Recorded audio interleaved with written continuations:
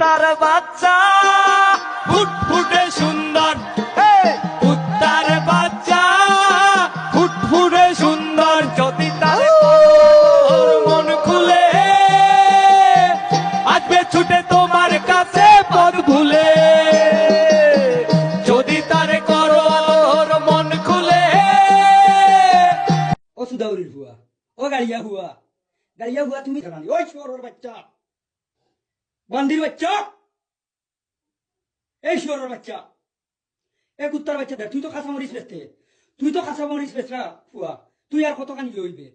আমি এখন নেটও দেখিয়া তোমার হৃৎপিণ্ডত বাড়িয়া শুয়োরের বাচ্চা, তুই কত বড় আঘাত দিছ। মোবাইলে তো তোর ছবিতে আমি ফেসাব করছি, এই বান্দির তো ওই ভিডিও দেখতে পেলেন যে গালাগালির একটা ভিডিও। তো তখনকার এই ভাইটাকে বিভিন্ন হয়রানি করেছিল। একজন মানুষের বাক প্রকাশ তখন ছিল না। এই গালাগাল এই ভিডিওটার জন্য নাকি তার একটা একটা বিপদ কাল হয়ে দাঁড়ায়। তাকে অনেক বছরের কারাদণ্ড দেওয়া হয়, বিভিন্ন হয়রান করা হয়। যাই হোক, তো যে কথা বলতে চাই যে এখন অনেক মানুষ সাকিব আল হাসানকে মানে সাকিব আল হাসান যাই করুক, দেশের বিরুদ্ধে হয়ে কাজ করে তাও তাকে সাপোর্ট করে। এখনো অনেক বাংলাদেশি নাগরিক হয়েও তারা ইন্ডিয়ার দালালি করে, ইন্ডিয়াকে তারা রাজ্য হিসেবে বা ইন্ডিয়ার সাথে সংযোগ হওয়ার জন্য তারা উঠে পড়ে লেগেছে। অসংখ্য অগণিত ইন্ডিয়ার দালাল বসে আছে, তারা না দেশকে ভালোবাসে, না দেশের প্রতি তাদের মায়া আছে। তো এই 5% 10%-এর এই আপনার এই দালালদের কারণে বাংলাদেশটা পুরো চারটা অবস্থা হয়েছে। যাই যেটা যে কথা বলছে যে জুলাই আগস্টের সময়, আচ্ছা এগুলা বাদ দিয়ে জুলাই আগস্টের সময় যে কথা বলতে যে ভুলটা করেছে, অন্তত পরে অন্তত তুমি একজন সেলিব্রিটি মানুষ, তোমার দরকারটা কি মানুষের ভালোবাসা। তুমি রিপ্রেজেন্ট করবা মানুষের মানুষ যে এক্সপেক্ট করছে, মানুষ যে তোমাকে ভালোবাসে, এত বড় তারকা হয়েছে, তুমি দেশকে রিপ্রেজেন্ট করতেছো, তোমাকে তোমার দ্বারা মানুষ বাংলাদেশ চিনতে পারতেছে। কিন্তু তুমি তুমি সাকিব আল হাসান, তুমি এখনো এই যে অগণিত বাংলাদেশের ভক্ত মানে কি বলবো, সাধারণ জনতা থেকে শুরু করে সবাই তোমাকে রেসপেক্ট করে ভালোবাসে। 5 আগস্টে যা হয়েছে তাকে তা আমরা সুন্দরভাবে সুন্দর দৃশ্যে আমরা ক্ষমা করে দিয়েছিলাম। কিন্তু তুমি তুমি সাকিব আল হাসান সেই উত্তাল লেজ যে সোজা হয় না, এটা পরিচয় করে দিচ্ছে। আমি একটা কথা উদাহরণ দিই, সাকিব আল হাসান যে যারা এখনো সাকিব আল হাসান দালালি করে আছে, এদেরকে আইনানুগ ব্যবস্থা না হোক। আর যারা সাকিব আল হাসানের যারা ফলোয়ার্স আছে, আমি বিনীত অনুরোধ করবো যারা সরকারে যারা আছে তাদেরকে আইনানুগ ব্যবস্থা করো।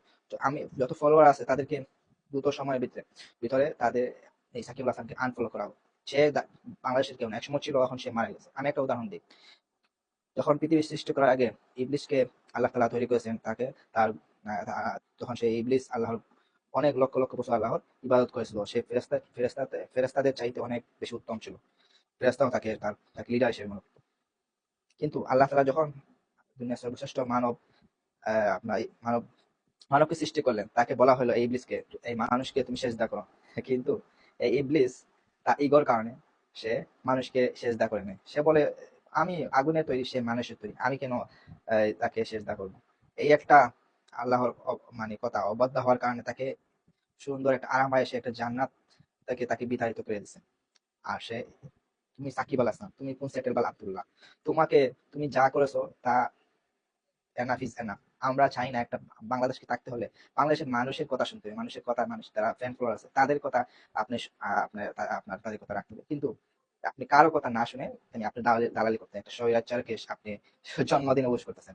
আমি এতদিন সাপোর্ট করেছিলাম, তারপর মাফ করে দিয়েছিলাম, তারপরে একটা ইয়ে করছিলাম যে যাই হোক। তো আপনি 5 আগস্টে যা করেছেন সেটা মানুষ বলে নাই, তারপর মানুষ ক্ষমা করেছে। কিন্তু কাল যেটা করলেন এইটার ব্যাপারে আমি বলবো প্রত্যেকটা মানুষকে এই সাকিব আল হাসানের কে মানে আনফলো করা হয়েছে। তাকে তার নামটা নেওয়ার দরকার নেই, এই মুনাফিক একটা দেশদ্রোহী যে পলাতক আওয়ামী লীগের দালাল এজেন্টটা বাস্তবায়ন করতেছিল বাংলাদেশকে তার ইন্ডিয়া হাতে তুলে দেওয়ার জন্য বিভিন্ন সরঞ্জাম 15 বছর সে ইয়ে করছে।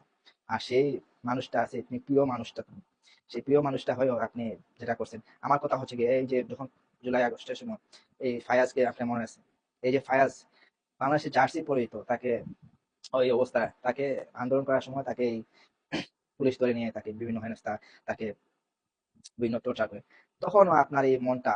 আর যখন এই আপনার এই যে আরেকটা কথা, যে যখন ইন্টারনেট ছিল না 2 সপ্তাহ না 1 সপ্তাহ, তো যাই হোক এই 1 সপ্তাহ যখন হেলিকপ্টার দিয়ে এই যে র্যাব বাহিনীরা, গুন্ডা বাহিনীরা এই স্বৈরাচারে উপর থেকে গুলি করতেছিল এক একটা বাচ্চা, দেখতেছিল যখন কি হচ্ছে, তাদেরকে নির্মম ভাবে এরকম এই মাথার মধ্যে মানে চোখের মধ্যে এক একটা গুলি করেছে, পিছন দিয়ে বেরোয়েছে। তখনও এক একটা সেলিব্রিটি বলে, অনেক সেলিব্রিটি আছে, সাকিব হাসান বাদ দিলাম, অনেক সেলিব্রিটি আছে, তাদের একটুকু মায়া আপনার দিলের মধ্যে একটুকু তাদের মায়া জন্মায়নি। তারা সেই দালালি করছে আওয়ামী লীগ। আর এখন তারা এখন বিপদ কাটে কেটে গেছে, তারা এখন তাই যাই হোক তারা শুধরে আসছে। তুমি সাকিব আল হাসান, তুমি এখনো শুধরে আসো নাই, তুমি সেই দালালি করতেছো সেই স্বৈরাচারে। তুমি যে বাংলাদেশকে রিপ্রেজেন্ট করতা, তোমাকে অসংখ্য অগণিত ফ্যান ফলোয়ার্স আছে, তুমি তাদের তাদের দিলের কথা বুঝো নাই। তুমি যে সাকিব আল হাসান কি ছিল, কি হয়েছো, যে ফ্যান ফলোয়ার্স এর কারণে তুমি আর সাকিব আল হাসান যে বাংলাদেশের কথা মানুষের কথা শুনে না, তাকে মানুষ এখন সাপোর্ট করে। আর কখনো কোনো মানুষ যদি এর কথা বলে, তার তার পক্ষে হয়ে কথা বলে, তাদেরকে আইনের আওতায় আনা হোক। বাংলাদেশ থেকে এই চিরতরে এই সাকিব আল হাসান মুছে গিয়েছে। আর কখনো কোনোদিন এই স্বৈরাচার আসবে না, সাকিব আল আসবে না।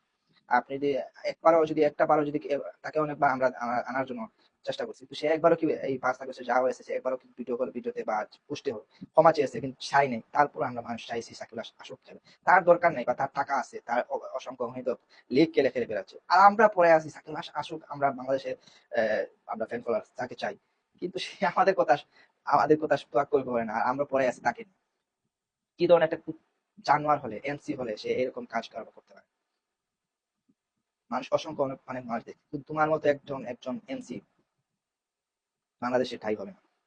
এই বাংলাদেশ থাকতে হলে বাংলাদেশের 71 শ্রদ্ধা করতে হবে, তেমনি জুলাইকে শ্রদ্ধা করতে হবে। আমি আমার দাদা যোদ্ধা, মুক্তিযোদ্ধা, তারপর আমরা তা অনেক অনেক আগে মারা গেছে, তারপর আমরা কখনো এই মুক্তিযোদ্ধার নাম নিয়ে আমরা কখনো কোনো কিছু আদায় করিনি। আমার বাবাও পর্যন্ত একটু ব্যবসা করেছে, ব্যবসা হালাল রোজগার করে, তারপর অনেক অগণিত কষ্ট করতেছে এখন, কিন্তু কখনো মুক্তিযোদ্ধার নাম নিয়ে বিভিন্ন আপনার কুটা এগুলা কখনো ইয়ে করিনি। আর তোমার মতো একজন এমসি অসংখ্য অগণিত আছে এই বাংলাদেশ থেকে ইন্ডিয়া দালালি করে।